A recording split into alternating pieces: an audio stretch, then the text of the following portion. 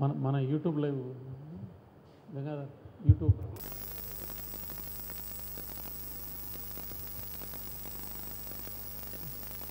ప్రారంభిద్దామా?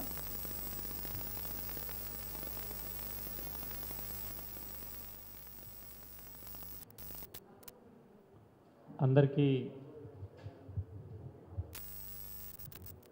నమస్కారం.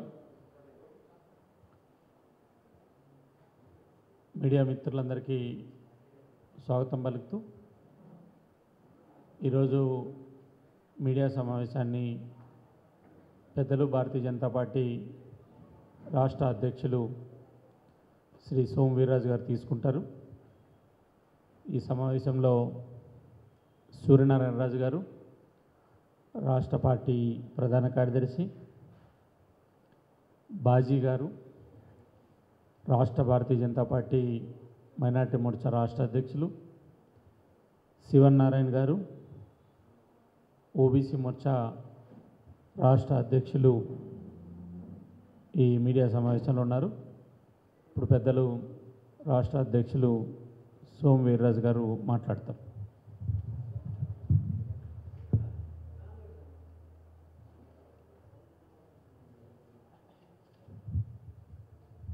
మైక్ ఉపయోగించనండి, చిన్నగా మాట్లాడతాం.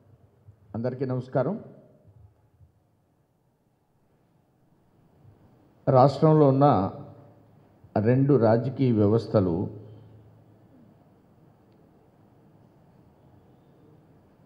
ఈ రాజకీయ వ్యవస్థల్లో కుటుంబ పరిపాలన తీరుతెన్నుల్లో మరొక అభివృద్ధి నిబద్ధత ఉన్న శక్తుల్ని రాష్ట్రంలో ముందుకు వెళ్ళకూడదు అనేటువంటి ఆలోచన ఎక్కువగా కనపడుతుంది. ఒక ఆయన మధ్యన నేను బీజేపీతో జత కడతాను,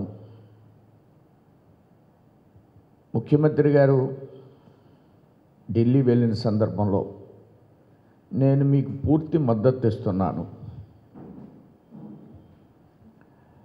ప్రధానమంత్రిని కలిసిన సందర్భంలో అన్ని ఒరిస్సా ముఖ్యమంత్రి కానీ, బెంగాల్ ముఖ్యమంత్రి కానీ, కేరళ ముఖ్యమంత్రి కానీ, పంజాబ్ ముఖ్యమంత్రి కానీ వీళ్ళందరూ రాజకీయాల్లో ముఖ్యమంత్రులుగా కలుస్తారు, మంత్రులు కలుస్తారు. డ్రామాలు జరుగుతున్నాయి వైసీపీ పార్టీ ద్వారా. బంధుత్వం మిత్రత్వం ఉంటే నడ్డా గారిని కలవాలి, మా పార్టీ జనరల్ సెక్రటరీస్ని కలవాలి. ఎట్టి పరిస్థితుల్లో మేము ఈ ప్రభుత్వం మీద ఫైట్ చేస్తాం అనేక అంశాలు. దీనికి రెండో ఆలోచనకు తావులేదు. రాష్ట్ర అభివృద్ధి దృష్ట్యా, వాళ్ళకున్న రాజకీయపరమైనటువంటి అంశాల దృష్ట్యా వాళ్ళు ప్రధానమంత్రిని మంత్రుల్ని కలవడం అనేది సహజమైనటువంటి ప్రక్రియ. దానికి ఆంధ్రప్రదేశ్లో ఉన్న రాజకీయాలకి ఏ విధమైన సంబంధం లేదు. ఇది స్పష్టమైనటువంటి ఆలోచన. ఆవేళ చంద్రబాబు నాయుడు గారి విషయంలో చెప్పాం, ఈరోజు వైసీపీ విషయంలో కూడా అదే నేను స్పష్టం చేస్తున్నాను. ప్రధానంగా రైతుల యొక్క అంశం మీద ఈరోజు నేను ఒక పత్రికలో ఒక అంశాన్ని చూశాను. ఈ ఏడాది వ్యవసాయ రుణ లక్ష్యం 1,48,500 మొత్తం ఆర్థిక ఏడాది వార్షిక రుణ ప్రణాళిక 2,83,380 రూపాయలు. అంటే బడ్జెట్ కంటే ఎక్కువ ఉంది. మన స్టేట్ బడ్జెట్ కంటే అగ్రికల్చర్ యొక్క ఆర్థిక వార్షిక రుణ ప్రణాళిక. దీనిలో ఇంకో అంశాన్ని కూడా చూశాను నేను. చంద్రబాబు నాయుడు గారు ఉన్న టైంలో వ్యవస్థల పట్ల విశ్వాసం సన్నగిల్లింది. చంద్రబాబు నాయుడు గారు ఉన్న సమయంలో వ్యవస్థల పట్ల విశ్వాసం సన్నగిల్లింది. మీ ప్రభుత్వంలో వ్యవస్థల పట్ల ఏ విధమైన అవగాహన ఉంది అని నేను జగన్మోహన్ రెడ్డి గారి యొక్క పరిపాలన ప్రశ్నిస్తున్నాను. వ్యవసాయం విషయంలోనే 45 లక్షల టన్నులు ధాన్యం కొంటానన్నారు.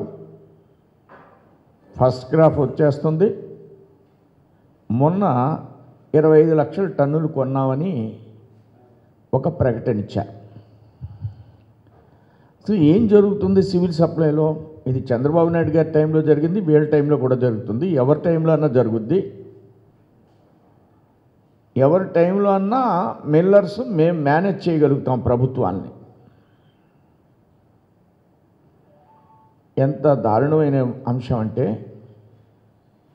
ఇన్ని లక్షల కోట్లు అప్పిచ్చాం రైతులకి అని చెప్పిన సందర్భంలో ఎంఎస్పిని ఇప్పించేటువంటి పరిస్థితి రాష్ట్ర ప్రభుత్వంలో లేదు.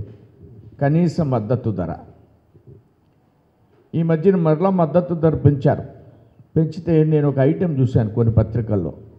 రాష్ట్రం ఇంకా ఎక్కువ మద్దతు ధర ఇవ్వమని కోరుతుంటే కేంద్రం ఇవ్వడం లేదు. 1400 కొనిపించలేనిటువంటి చేతగాని ప్రభుత్వాలు గతంలో కానీ ఇప్పుడు కానీ 1100 1200 కొంటున్నారు. ఎవరు కొనాలి?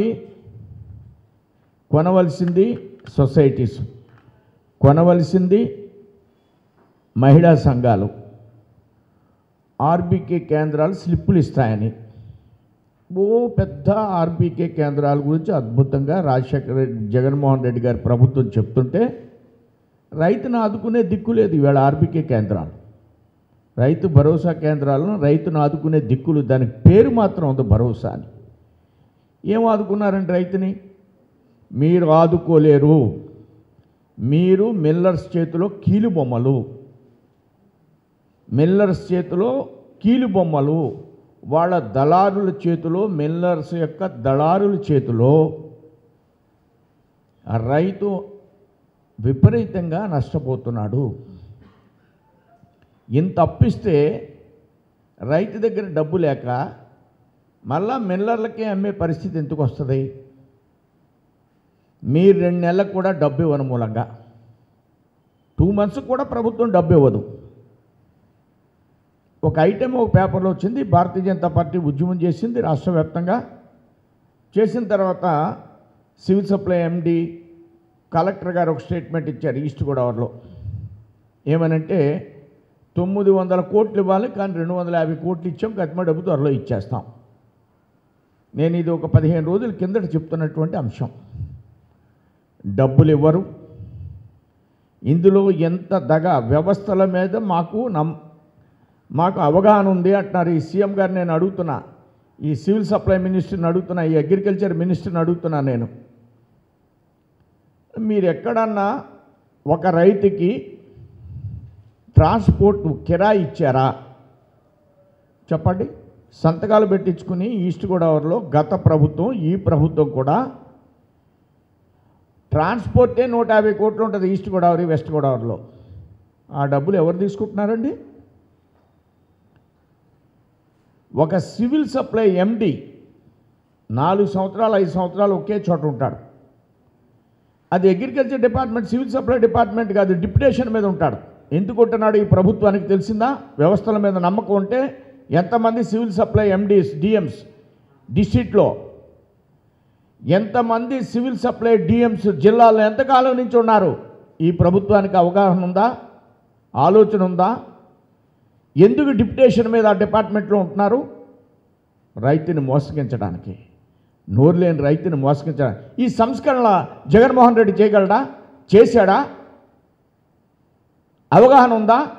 వ్యవస్థల మీద మాకు అవగాహన ఉంది అంటున్నారు. ఏం అవగాహన ఉందంటున్నా? కొత్త సంచులు ఇస్తారా? రైతులకు సంచులు ఇస్తున్నారా? అవగాహన ఉందా? పాత సంచులు ఇస్తారు, సంచులే త్వరగా ఎవరు?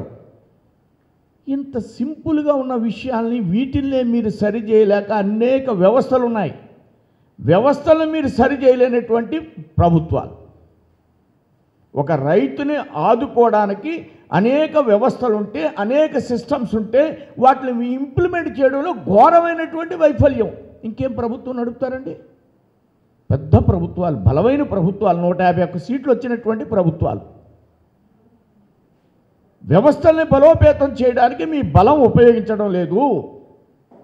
అవి కంటిన్యూ అయిపోతున్నాయి. కాబట్టి భారతీయ జనతా పార్టీ ఏమంటున్నాను, కంఠశోష కాదు, ఈ యొక్క ఆంధ్ర రాష్ట్రంలో రైతుకి భరోసా ఇవ్వడానికి భారతీయ జనతా పార్టీ పెద్ద ఎత్తున రాబోయేటువంటి రోజుల్లో ఉద్యమాన్ని నిర్మాణం చేస్తుంది. రైతు ఉద్యమాన్ని భారతీయ జనతా పార్టీ ఆంధ్ర రాష్ట్రంలో ఉద్యమాన్ని నిర్మాణం చేస్తుంది.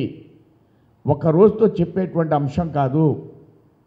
వ్యవస్థల్ని ఇంప్లిమెంట్ చేయడం కోసం ప్రభుత్వం మీద ఒత్తిడి, పెద్ద ఎత్తున దీర్ఘకాలిక ఉద్యమాన్ని మేము చేయబోతున్నాం అనేది అంశాన్ని మీ ద్వారా నేను తెలియజేస్తున్నాను. 2,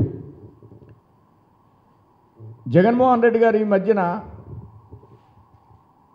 కేంద్ర ప్రభుత్వం ఇచ్చినటువంటి పథకాలని రాష్ట్రంలో ఇంప్లిమెంట్ చేస్తూ ఉంటారు.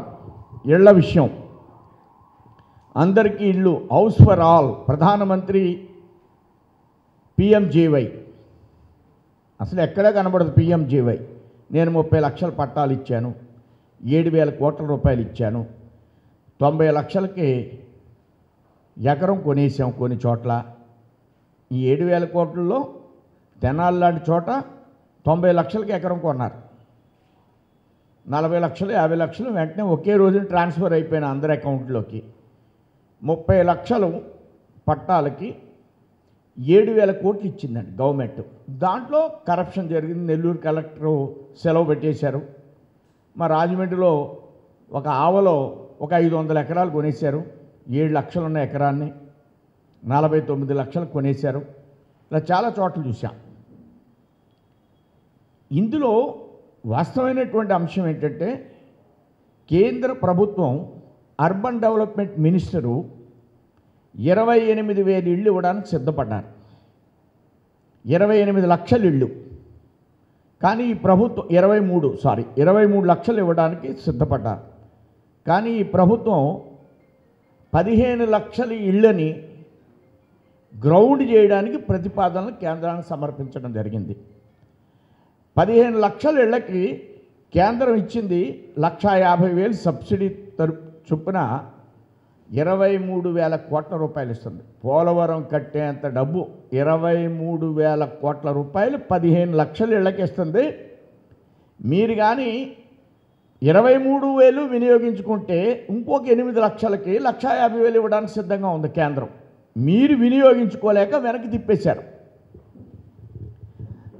దీనిలో మనం గమనించినట్లయితే పట్టాలు ఇచ్చిన చోట్ల రోడ్లు వేశారు. దానికి 3,000 కోట్లు NREGS ఇచ్చింది. ఆ 3,000 కోట్లు NREGS ఇచ్చినటువంటి డబ్బుల్ని ఆ పట్టాలు ఇచ్చిన సైట్లో తమలపాకుల రోడ్లు అంటారు. నా భాషలో తమలపాకుల రోడ్లు. అవి లేఅవుట్ రోడ్లు కాదు, తమలపాకుల రోడ్లు వేశారు. వేసి 1 సెంటు 1.5 సెంటు ఇచ్చారు. దానికో జగనన్న కాలనీ అద్భుతం. నువ్వు బాగా చేస్తే PMJY నిబంధనలకు అనుగుణంగా ఇల్లు తీసినప్పుడు స్థలం ఇచ్చారు, సరే సంతోషం. కానీ ఆ లేఅవుట్ చేశారు. దీనికండి రాష్ట్రంలో ఉన్నటువంటి కొండలన్నీ తవ్వేశారు. ఈ 30,000 పట్టాలు లేఅవుట్లు ఎన్ని వేసారు మనం లెక్క చూడలేదు. కానీ కొండలన్నీ తవ్వేసి రోడ్లు వేసేస్తున్నాం. ఎక్కడికెక్కడ లోకల్గా ఎమ్మెల్యేలు అమ్మేసుకున్నారు. కేంద్రం మాత్రం 3,000 కోట్లు NREGS ఫండ్స్ ఇచ్చింది. ఇందులో ఇళ్ళు మేమే కడుతున్నాం, సబ్సిడీ నేను ఇవ్వనంటాడు.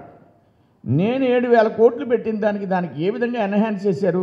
మేము 23,000 కోట్ల రూపాయలు ఇచ్చాం కాబట్టి సబ్సిడీ ఇవ్వను అని అనకుండా 7,000 కోట్లేనండి కత్మాది గవర్నమెంట్ దగ్గర ఉన్న భూములు ఇచ్చారు.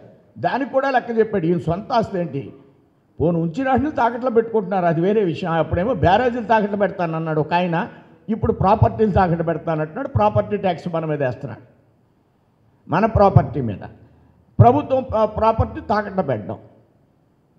ఇవి ప్రభుత్వ భూములు ఇచ్చి దీనికి అన్నింటికి లెక్క చూసి 23,000 కోట్లు ఇచ్చాను, నేను ఇంకేమి ఇవ్వలేను, ఇన్ఫ్రాస్ట్రక్చర్ అన్నీ కూడా మోడీ గారు కట్టేయాలట.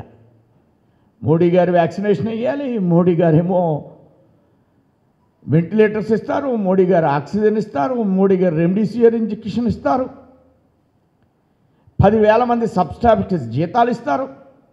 కరోనా వస్తే 1,000 కోట్ల రూపాయలు ఇస్తే ఇళ్ళు కడితే అన్నీ మేమే చేస్తే మీరు ముఖ్యమంత్రులు ఎందుకండి? మీరు గనులు మీరు సొంతం చేసుకోవడానికి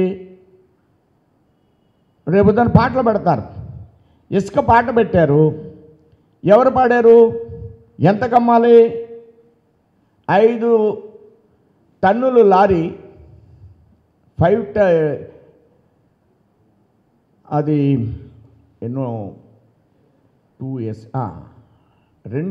ఎస్ఎఫ్టీ 2 టన్నులు, 2 చిన్న లారీ పెద్దది, అది 11,000కి అమ్మాలండి. రాజమండ్రిలో 16 నుంచి 18,000 అమ్ముతున్నారు ఇసుక. అసలు ఈయన ఇంతక పాడి ప్రభుత్వానికి ఏమన్నా కడుతున్నాడు. రోజుకు ఒక 500 ట్రిప్పులు దొరుకుతారండి. ఎన్ని ట్రిప్పులకి అక్కడ డబ్బు కడుతున్నాడు? ఎవరు చూశారు? ఇది ఎంత ఆదాయం వస్తుంది? కానీ ప్రజల దగ్గర 5,000 రూపాయలు లారీకి ఎక్స్ట్రా వెళ్తుంటే ఎంత డబ్బు పోతుంది? ప్రభుత్వానికి ఆదాయం కట్టే ప్రసక్తి లేదు ఇందులో. చంద్రబాబు నాయుడు గారు అన్నప్పుడు ఫ్రీ ఇసుక అన్నారు, ఇప్పుడు ఎవరికో కాంట్రాక్ట్ ఇచ్చారు. కానీ అప్పుడు చిన్న లారీ 5,000కి వచ్చేది.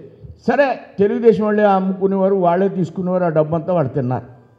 ఇప్పుడు వీళ్ళు ఇది కాదు, వీళ్ళ యొక్క తినే మార్గం కిందోడు కాదు పెద్దోడికి వెళ్తుంది, నెలకింత అని వెళ్ళిపోతుంది. దాంట్లో కూడా జయలలితకి మా అబ్బినోడికి ఇప్పుడు ఇది ఇచ్చారు. ఇచ్చి మనకు 5,000 6,000 లారీకి ఎక్స్ట్రా అమ్మితే ఎట్లా? వ్యవస్థలు అంటే బలోపేతం చేస్తున్నారు అటు వీళ్ళు.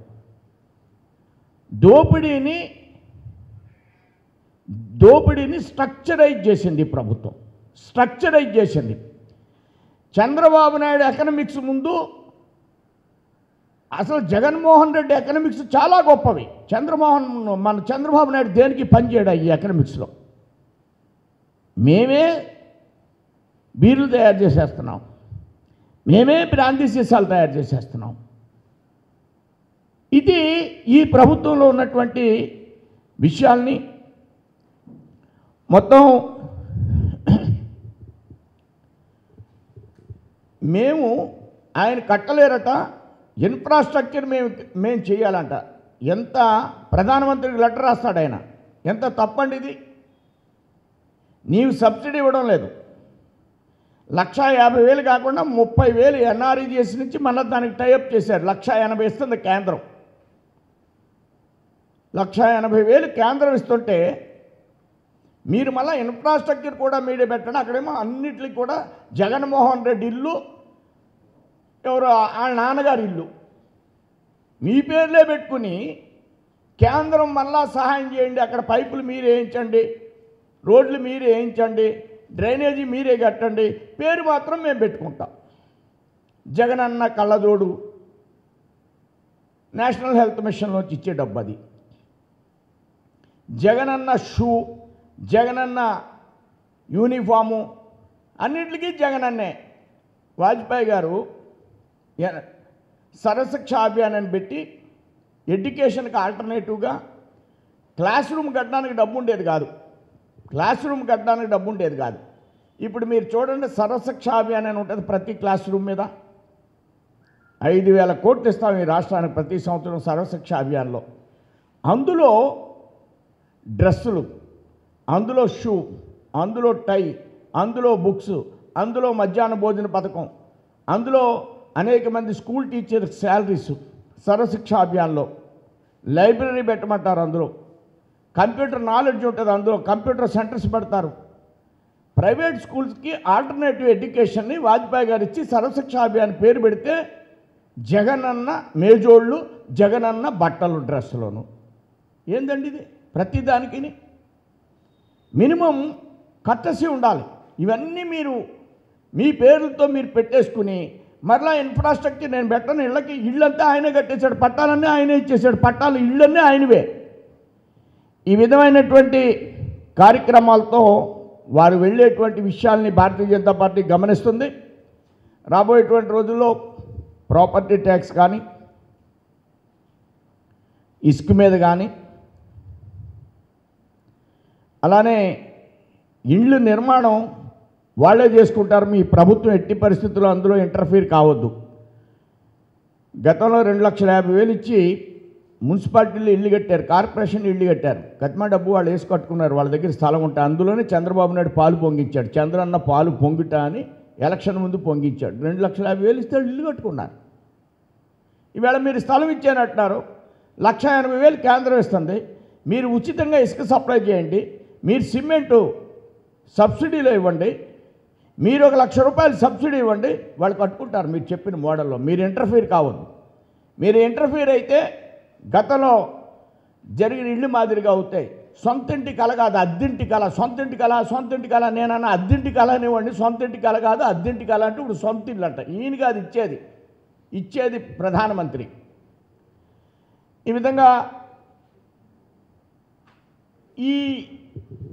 ఏవైతే కేంద్రం సపోర్ట్ చేస్తుందో, రైతు భరోసా కేంద్రం ఎన్ఆర్ఈజీఎస్ది, రైతు భరోసా కేంద్రం, పంచాయతీ బోర్డు బిల్డింగు ఎన్ఆర్ఈజీఎస్ది, జగనన్న హెల్త్ క్లినిక్ ఎన్ఆర్ఈజీఎస్ది. జిల్లాకి మినిమం వీళ్ళ భరోసా కేంద్రాలకి వీళ్ళ పేర్లు పెట్టుకునే వాళ్ళకి ఎన్ఆర్ఈజీఎస్లో 90% సెంట్రల్ గవర్నమెంట్ ఇచ్చే దాంట్లో 10% వీళ్ళు పెడతానని చెప్పి దాన్ని అడ్జస్ట్ చేసుకుని మొత్తం కేంద్ర ప్రభుత్వ నిధులతో మీ యొక్క పథకాల పేర్లు పెట్టుకుని బాజా వాయించే పరిస్థితి ఈ ప్రభుత్వానికి. మీరు ఇవన్నీ చేసుకుంటూ ఇళ్ళు దాన్ని కూడా మేమే ఇచ్చేయాలట. పరిపాలన మీద ఇవన్నీ కూడా కమిషన్ దండుకుంటారా? మేము ఇచ్చేయాలా అంత డబ్బు? ఎందుకు మీకు పరిపాలన? ఓట్లు మీకు వేశారు కాబట్టి ఒక సంక్షేమమే కాదు, వ్యవస్థల్ని బలోపేతం చేయడంలో ఘోరంగా వైఫల్యం చెందితే భారతీయ జనతా పార్టీ చూస్తూ ఊరుకోదు. సంక్షేమాన్ని ఎంత ఇంట్రెస్ట్ తీసుకున్నారో, రైతుల విషయం కావచ్చు, అనేక రకాలైనటువంటి కార్యక్రమాలు ఉన్నాయి. పేదవాళ్ళకి నేనే ఇస్తున్నానంటున్నారు. ఎన్ఎస్ఎఫ్డిసి అమలు జరపరు. థ్యాంక్ యూ సీఎం అని చంద్రబాబు నాయుడు గారు కొన్ని వెహికల్స్ ఇచ్చాడు. ఎన్ఎస్ఎఫ్డిసి అని ప్రధానమంత్రి పెట్టిన కార్యక్రమం అది. 15 లక్షల రూపాయలు ఇచ్చి ఇన్నోవా వెహికల్ ఇచ్చారు. అవన్నీ కూడా 2 ఏళ్ళ నుంచి ఈయన కూడా పేదవాళ్లే కదా. అట్లనే ఎస్టీసీకి కూడా ఇలాంటి పథకం ఉంది, వాళ్ళు పేదవాళ్ళే. అవి ఇవ్వరు. బీసీసీకి లోన్లు ఇచ్చి కొన్ని పథకాలు అమలు జరిపేవారు బ్యాంక్ టైఅప్తో, అది ఇవ్వరు. అలానే కర్మచారి కమిషన్ ఉంది బాకీ వృత్తి చేసే వాళ్ళకి, వాళ్ళకు కూడా వెహికల్స్ ఇవ్వాలి, అవి ఇవ్వరు.